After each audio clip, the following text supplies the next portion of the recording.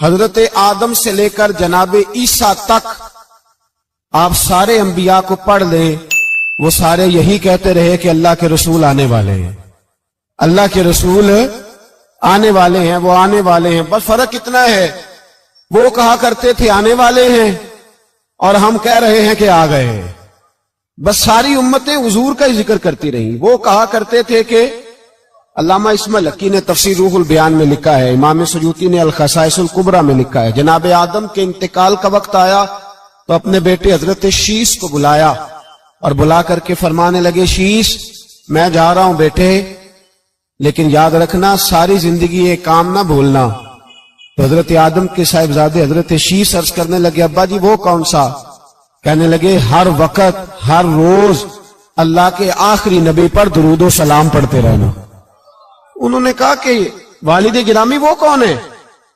تو حضرت آدم کہنے لگے، جب اللہ کریم نے میرے اندر روح پھونکی تھی تو میں نے جنت کے درختوں اور پتوں پر لکھا دیکھا تھا لا الہ الا اللہ محمد رسول اللہ صلی اللہ علیہ وسلم۔ ہر پیغمبر نے، ہر رسول نے، آپ دیکھیے نا حضرت ابراہیم نے کعبہ بنایا۔ اصل بات یہ ہے کہ ہم حضور کے امتی ہیں، ہم اس طرح قدر نہیں کر پاتے جس طرح وہ لوگ آرزویں کرتے تھے۔ حضرت ابراہیم نے کعبہ بنایا، اللہ کا گھر، اللہ کا گھر۔ یہاں جو آدمی اپنے سگے بیٹے کو بھی گھر بنا کے دیتا ہے وہ بھی اپنی بہو کو کہتا ہے میں نے بنا کے دیا، حالانکہ اپنے بیٹے کو دیا ہے۔ وہ بھی پوتوں کو کبھی کبھی بلا کے کہتا ہے تمہارے باپ نے کیا کمایا، میں نے دیا ہے۔ لوگ عادی ہیں، لیکن میرے عزیز حضرت ابراہیم نے اللہ کا گھر بنایا، اور جب بنا رہے تھے تو انداز یہ تھا کہ حضرت اسماعیل پتھر اٹھا کے لاتے تھے اور جناب ابراہیم خانہ کعبہ کی دیواریں بلند فرماتے تھے۔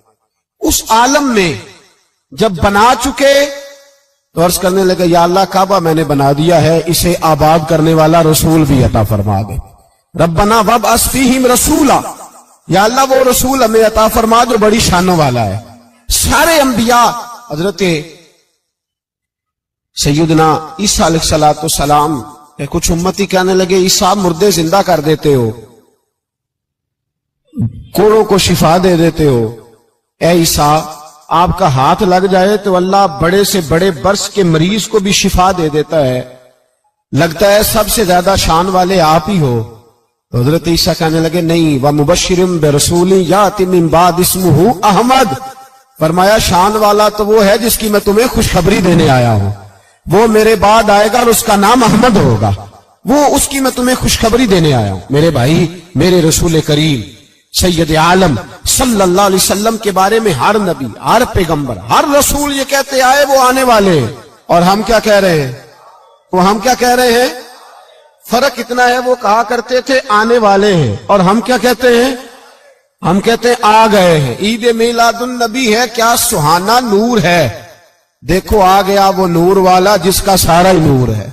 ہم یہ کہہ رہے ہیں کہ وہ آ گئے، بڑی عزت والا، بڑی شان والا، رب کریم بڑے بلند حوصلے والا ہے، وہ کسی کو جتلاتا نہیں کوئی شے دے کے، وہ نہیں جتلاتا، اس کو جو نہیں مانتے انہیں بھی روٹی دیتا ہے۔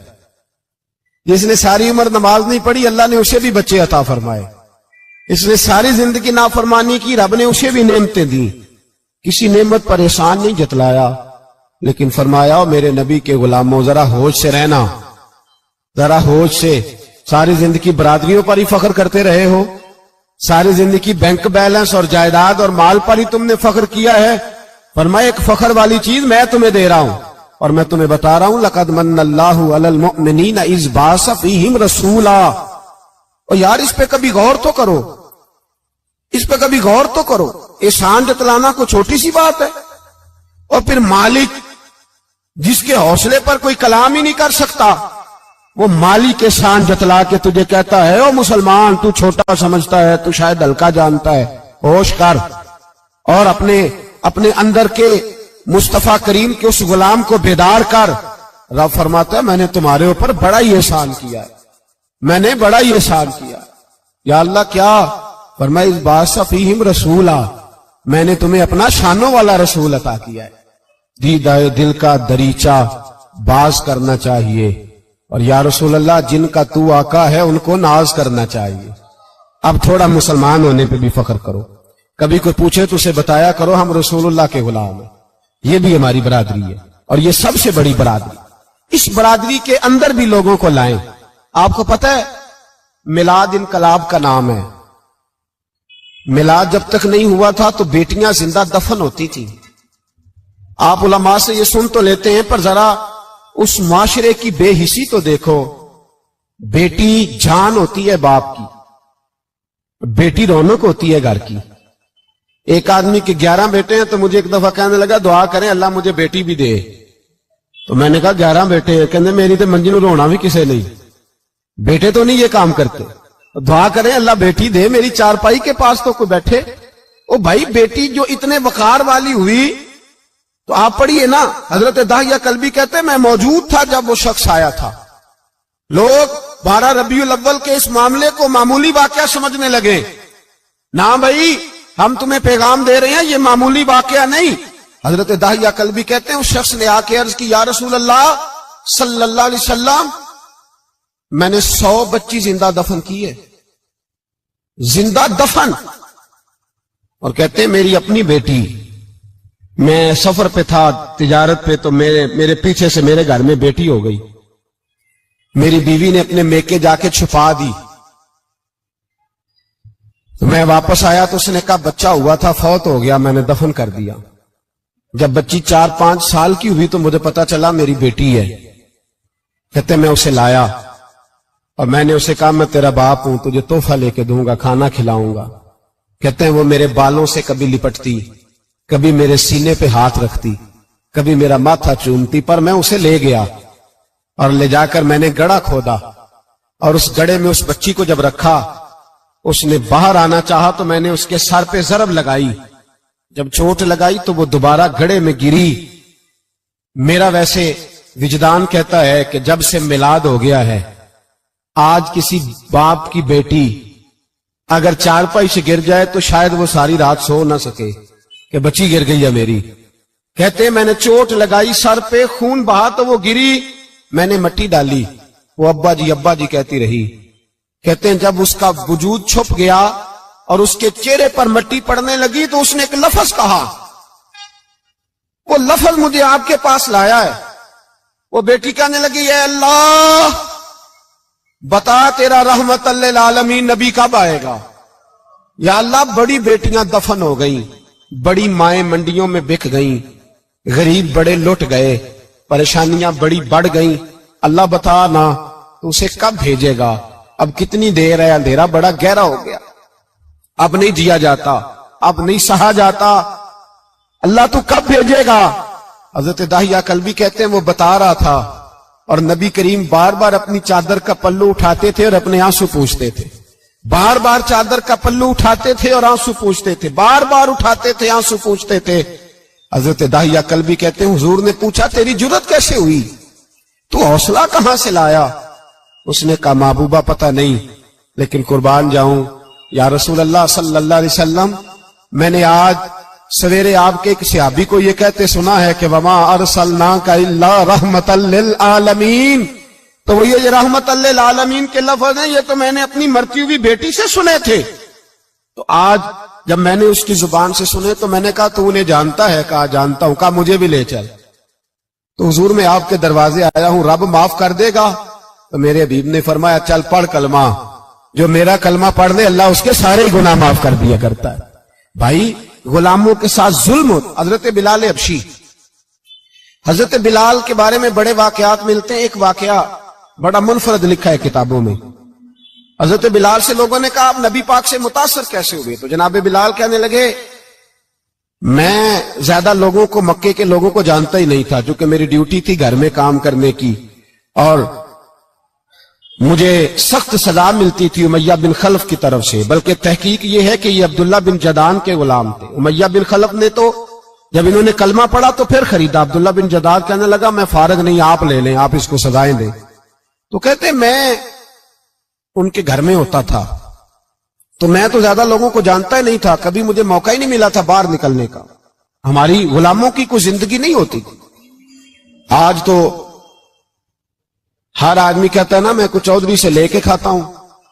یہ جو تیرے اندر حوصلہ ہے نا یہ میرے رسول نے تجھے عطا فرمایا ہے, یہ میرے نبی نے تجھے دیا ہے, ورنہ تو غلام بکا کرتے. یہ حوصلہ تجھے رسالت مآب نے دیا. حضرت بلال کہتے ہیں میں ایک دن مجھے بخار چڑھ گیا بڑا تیز، میں لوگوں کو جانتا نہیں تھا. فرماتے مجھے تیز بخار چڑھ گیا تو ٹھنڈ بڑی سخت تھی. میرے مالک نے مجھے کئی کلو جوں دیے پیسنے کو چکی پہ. کہتے میں بیمار تھا تو میں نے کچھ دوائی لی جو اس وقت موجود ہوتی تھی، تو میں نے ایک لحاف لیا، دودھ پیا تو مجھے نیند آ گئی. جب میں سویا تو میرا مالک آ گیا.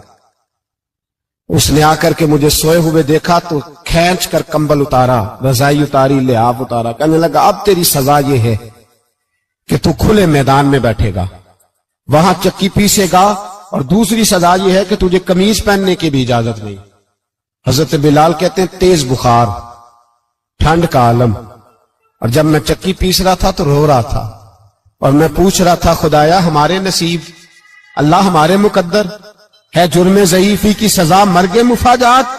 سیدنا بلال حبشی رضی اللہ تعالیٰ عنہ فرماتے ہیں میرے دروازے کے قریب سے رسول پاک گزرے اور مجھے ہائے ہائے کرتے دیکھا تو دستک دی. میں نے کہا کون ہے؟ دروازہ کھلے آ جاؤ. محبوب اندر آئے تو پوچھنے لگے کیوں رو رہے ہو؟ میں نے کہا جاؤ اپنا کام کرو. یہاں دکھ سارے پوچھتے ہیں، مداوع کوئی نہیں کرتا. یہاں تقریریں سارے کرتے ہیں، حقوق غریباں پر بات سارے کرتے ہیں، مداوع کوئی نہیں کرتا. جاؤ اپنا کام کرو. کہتے ہیں میں نے سخت جملے کہے معاذ اللہ. حضور چلے گئے اور جب حضور جا رہے تھے تو میں کہہ رہا تھا بس جا رہے ہو نا، میں نے پہلے ہی کہا تھا جاؤ. کہتے ہیں قربان جاؤں. تھوڑی دیر گزری تو اللہ کے رسول کے ہاتھ میں گرم دودھ کا پیالہ تھا، کھجوریں تھی. حضور تشریف لائے اور کریم رسول نے مجھے کھجوریں دی، دودھ پلایا اور کہا چل جا کمبل میں بیٹھ جا. تو میں نے کہا چکی کون پیسے گا؟ وہ تو بڑا مارے گا.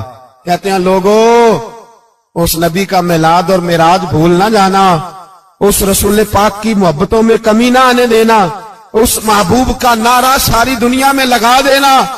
فرماتے ہیں میرے حبیب کے میں قربان جاؤں. مصطفیٰ کریم نے فرمایا تو بیٹھ رضائی میں اور آج تیرے حصے کی چکی میں پیسوں گا. کہتے ہیں ساری رات حضور چکی پیستے رہے، ساری رات. سویرے میں اٹھا اور میرے حبیب پاک نے مجھے وہ سارا کچھ دیا اور خود چلے گئے. اگلی رات پھر آئی تو حضور پھر آ گئے، مجھے پھر رضائی میں لٹایا، دودھ پلایا اور ساری رات چکی پیسی. کہتے ہیں بس تیسرے دن حضور چکی پیس کے جانے لگے تو میں نے قدم تھام لیے. میں نے کہا حبیبہ دنیا ساری جھوٹ بولتی ہے، زمانہ سارا غلط کہتا ہے، جو غلاموں کے حصے کا کام کرے وہ اللہ کا سچا رسول ہوا کرتا ہے.